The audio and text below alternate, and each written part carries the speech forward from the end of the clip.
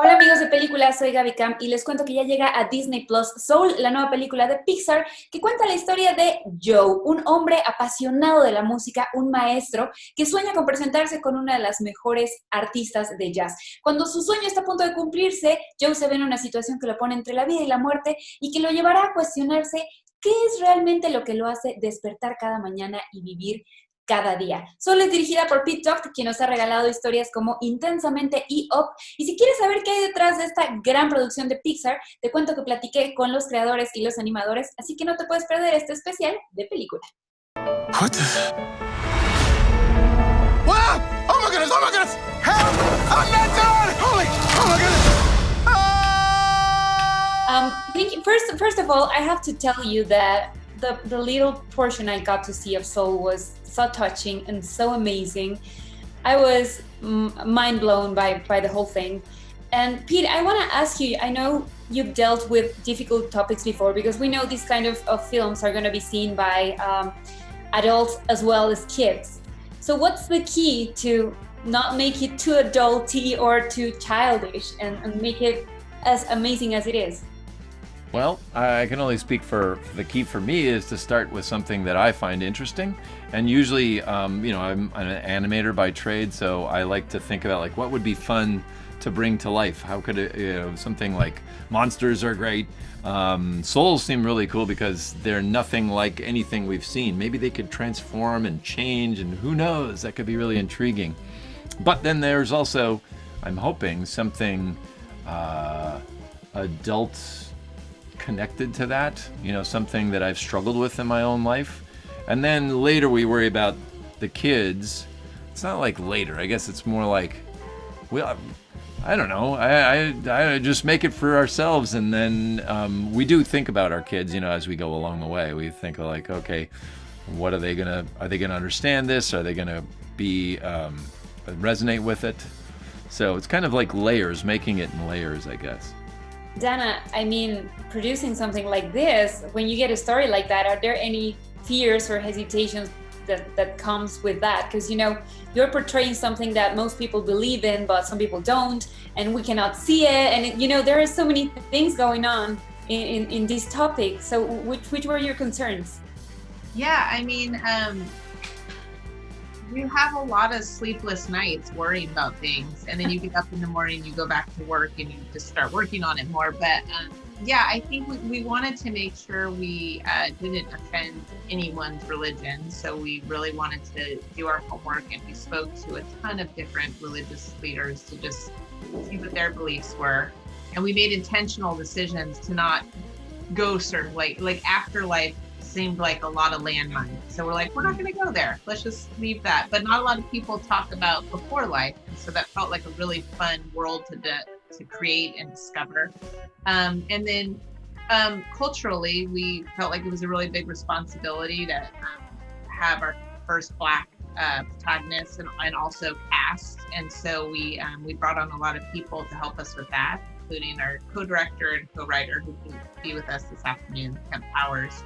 And then we had an internal culture trust within Pixar, our Black employees, and just built up our consultants, just so we had a lot of people speaking to helping us make the film truthful and authentic.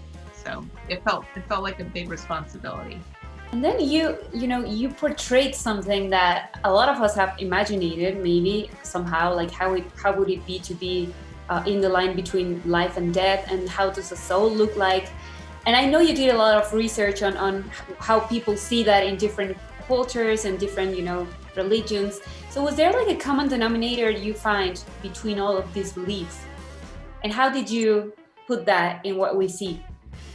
I think, it was tough. I think our art team was like really amazing.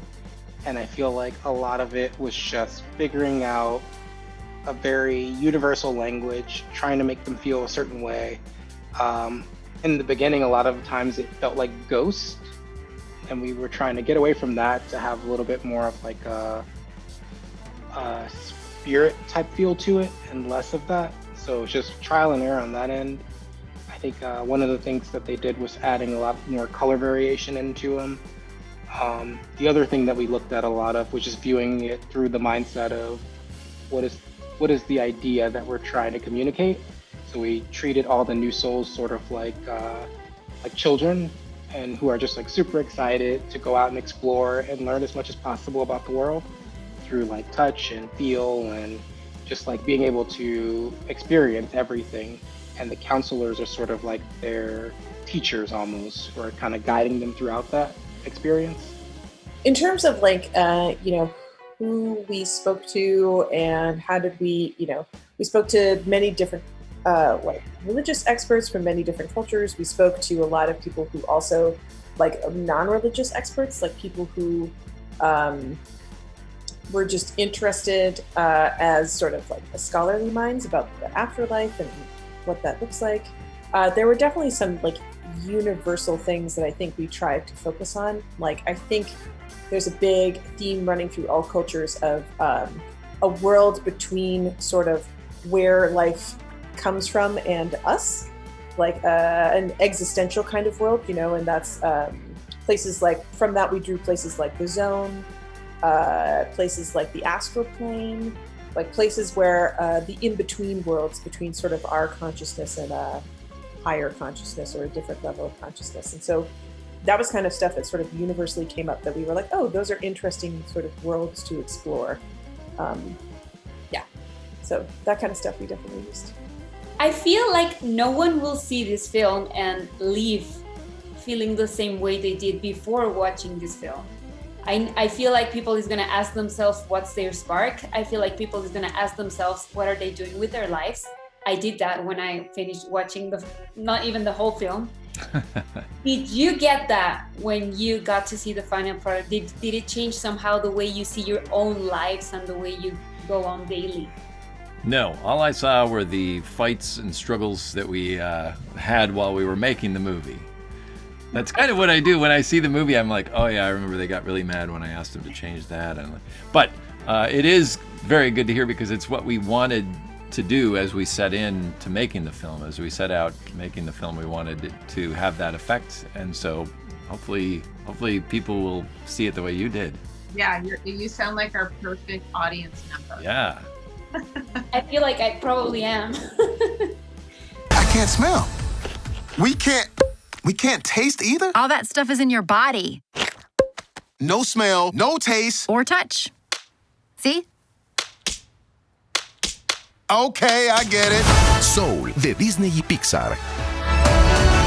Soul, como todas las películas de Pixar, te va a llegar directo al corazón y seguramente te va a hacer cuestionarte dónde está tu chispa, qué es eso que enciende tu corazón cada día, eso que disfrutas tanto que no puedes vivir sin ello.